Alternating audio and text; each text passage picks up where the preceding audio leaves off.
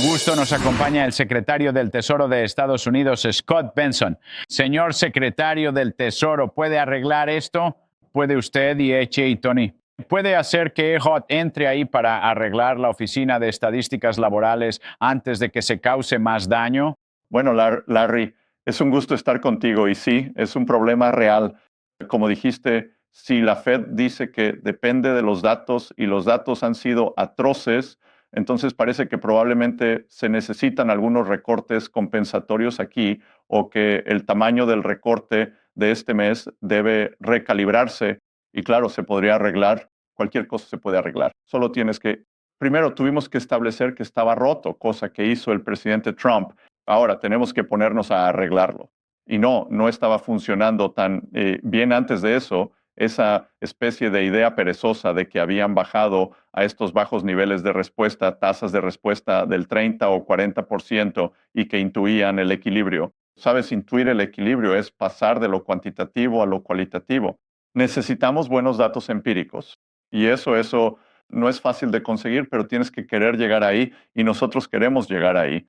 Pienso que Ejot es una gran persona para hacerlo. Lo conozco desde hace años. Es un hombre íntegro, orientado a los datos y implacable buscador de la verdad.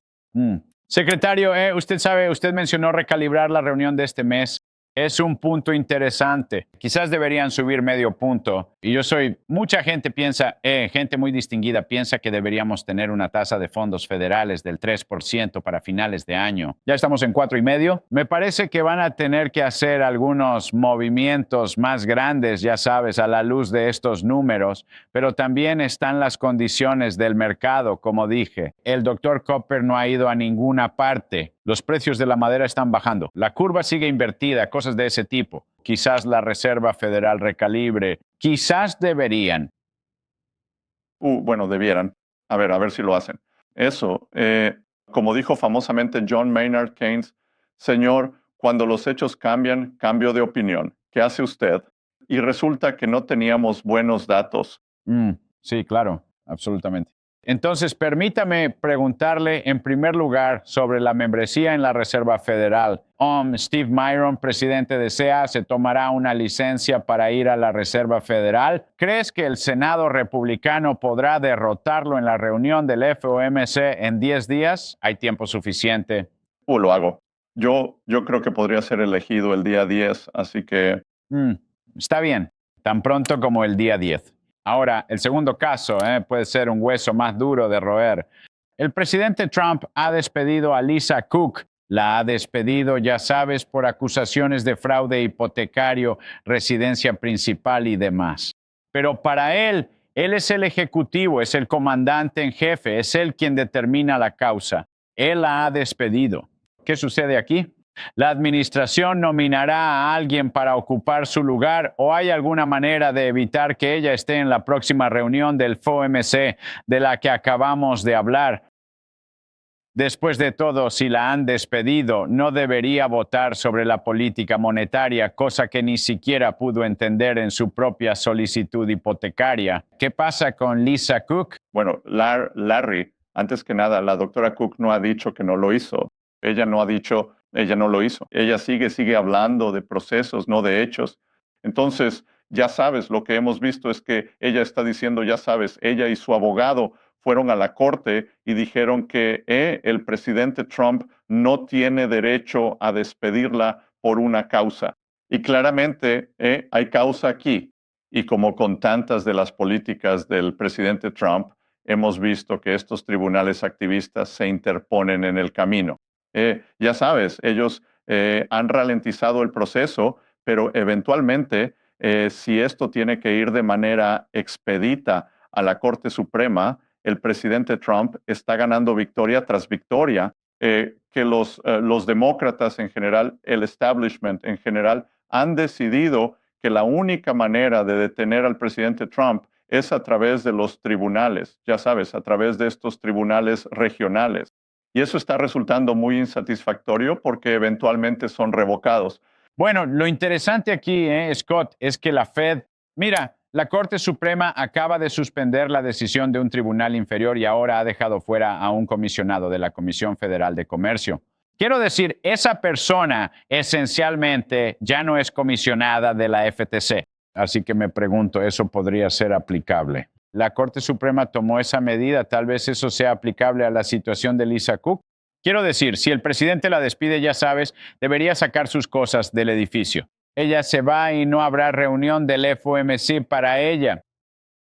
Bueno, de nuevo, Larry, yo también he estado decepcionado y he animado al presidente Powell a realizar una investigación interna. Vimos a varios gobernadores irse por violaciones de operaciones bursátiles en los últimos años y la Fed hizo una investigación muy exhaustiva sobre eso. No estoy seguro de por qué no están haciendo una investigación interna en este caso. Secretario, usted escribió, veamos, salió el fin de semana pasado su último artículo de opinión en el Wall Street Journal y básicamente pidió ahora una revisión completa de todas las operaciones de la Reserva Federal. Política monetaria, política regulatoria, personal, bancos regionales de reserva y similares. Cuéntenos sobre eso, porque esto suena como un plan para una junta de la Reserva Federal orientada a Trump. No es un plan para una junta de la Reserva Federal orientada a Trump, Larry. Es un plan para una Fed que valore su independencia y la política monetaria. Debido a esta política monetaria de ganancia de función y a la expansión y el exceso de funciones que ha tenido la Fed, están poniendo en riesgo su política monetaria. Yo creo que la Fed debería poder establecer la política monetaria de manera independiente, pero cuanto más vemos que se expanden en su misión, más se amenaza esa independencia. Y mira, no es que se hayan cubierto de gloria en esta década. Tuvimos la peor inflación en 40 o 50 años. Nunca vimos un análisis posterior de por qué salieron mal las cosas ni cómo podríamos evitar que vuelva a suceder. En cuanto a las políticas regulatorias, vimos el caso de Silicon Valley Bank y los otros dos bancos que quebraron y vimos cómo eso se barrió debajo de la alfombra.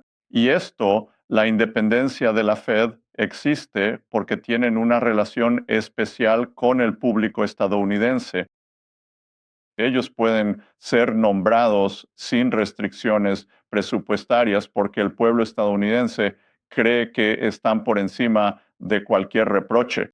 Y, sabes, una y otra vez, alejarse de la misión central solo ha causado muchísimos problemas. Ese editorial es parte de un artículo mucho más extenso, de 15 páginas, en una revista en línea llamada The International Economy, y les recomendaría a todos que lo lean, porque lo otro que ha hecho esta Reserva Federal a través de estas enormes intervenciones de QE y el crecimiento del balance es que han provocado grandes disparidades entre diferentes grupos y sus economías que, ya sabes, si tenías activos te ha ido muy bien, si no tenías activos te han aplastado. Sí, curiosamente, ese es un punto muy importante.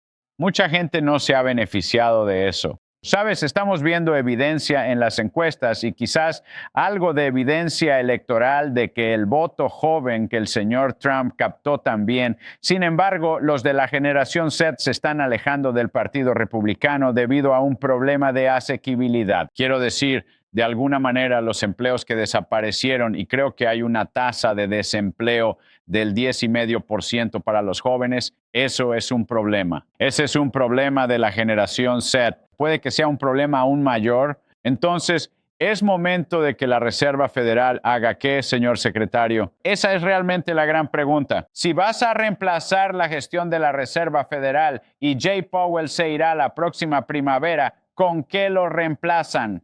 Lo reemplazan con una mente abierta y la disposición de analizar qué ha salido mal. ¿Qué salió mal con la gran inflación? ¿Qué estamos haciendo mal? Porque, sabes, su estimación estándar del PIB es de 1.8% y el margen de error en las previsiones ha sido de 0.6, 0.7. Larry, tú y yo estuvimos en el sector privado, en el negocio de la modelización económica, y te despedirían por errores así, ya sabes, si tuvieras errores del 30 o 40%. Y de nuevo, ya sabes, la otra cosa también es, ¿por qué ocurren los errores en el lado positivo durante las administraciones demócratas y en el lado negativo durante las administraciones republicanas? Sí, esa es una muy buena pregunta.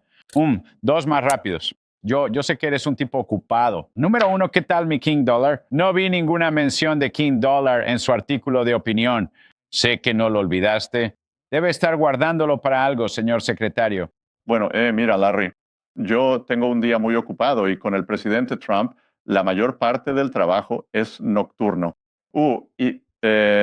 Nadie lo sabe mejor que tú después del primer mandato, pero planeo obtener algo sobre el dólar, el dominio del dólar estadounidense y cómo vamos a mantenerlo fuera en los próximos trimestres. Sí, bueno, escucha, un gran país necesita una gran moneda. La última es este asunto sobre la IEPA. Retenido en los tribunales, podrías tener que reembolsar aranceles 300 o 400 mil millones de dólares. No sé cómo demonios harías eso de manera ordenada. Y después de todo, ¿no es la política comercial parte integral de la política exterior? Y la política exterior queda en manos del presidente. Él es el comandante en jefe. No veo cómo estos tribunales inferiores pueden impedir que el presidente utilice la IEPA, la Ley de Emergencia Económica Internacional. Él necesita urgencia y rapidez para reequilibrar el sistema comercial federal, el sistema comercial mundial, que ha estado roto durante años. ¿Qué piensas sobre la IEPA? Y si la Corte Suprema falla, ¿tienes un plan para la IEPA? Larry, estoy seguro de que la Corte Suprema nos acompañará y dividirá los aranceles en dos categorías en las que el presidente ha utilizado sus poderes de emergencia. Uno de ellos son los aranceles al fentanilo. Ujú. Y si esta epidemia de fentanilo en Estados Unidos está costando 100,000 o 200,000, que están causando entre 100,000 y 200,000 muertes al año y arruinando la vida de las personas, varios cientos de miles más, además de eso, y eso está cruzando las fronteras. Entonces, no sé para qué tiene autoridad el presidente si no es para esta emergencia del fentanilo. La segunda es con los aranceles recíprocos para reducir estos enormes déficits comerciales. Sabes, como tú y yo sabemos, en economía y mercados hay algo llamado punto de inflexión y, en mi opinión, como alguien que ha enseñado historia económica, estábamos muy cerca de ese punto de inflexión y la naturaleza de emergencia de esto es que estamos cerca de la caída y el presidente Trump nos ha alejado del borde. Estamos regresando río arriba hacia un lugar más seguro. Vamos a avanzar hacia el equilibrio. Hemos conseguido acuerdos comerciales increíbles para que el pueblo estadounidense recupere la producción manufacturera. Y Larry, lo que también pasa desapercibido en estos acuerdos comerciales es el otro lado. Ya sabes, nosotros aplicamos aranceles del 15, 20, 25% y estamos recaudando ingresos sustanciales. Pero la otra forma de lograr el equilibrio es hacer que los demás países eliminen sus aranceles sobre nosotros, subvencionar los subsidios y, como sabéis, las empresas estadounidenses se benefician de ello en sus exportaciones.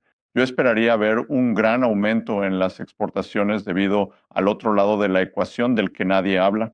Y sí, nosotros tenemos una posición de repliegue, es más engorroso y creo que limita las manos del presidente para hacer estos grandes negocios. Ya sabes, tenemos a los chinos dispuestos a invertir 550,000 millones de dólares directamente en Estados Unidos. Coreanos, una cantidad muy grande. Y ya sabes, estos acuerdos comerciales son asombrosos. Están trayendo billones y billones de dólares y qué vergüenza, qué tragedia sería ser anulado en esto. Pero ya sabe, esta es la política distintiva del presidente. Primero resolvió la frontera, ahora el comercio, y los tribunales son reacios a anular la política distintiva de un presidente. Sí, creo que eso es correcto. Y como dije, sabes, la política comercial es parte integral de la política exterior. La política exterior es dominio del comandante en jefe. La Corte Suprema no debería interferir. De todos modos, secretario del Tesoro Scott Benson, muchas gracias por su tiempo. Buena suerte en buena suerte. Bien, bien, Larry, me alegra verte. Si estás obteniendo valor de este video, solo le pido que le dé like, lo comparta y se suscriba al canal si aún no lo ha hecho.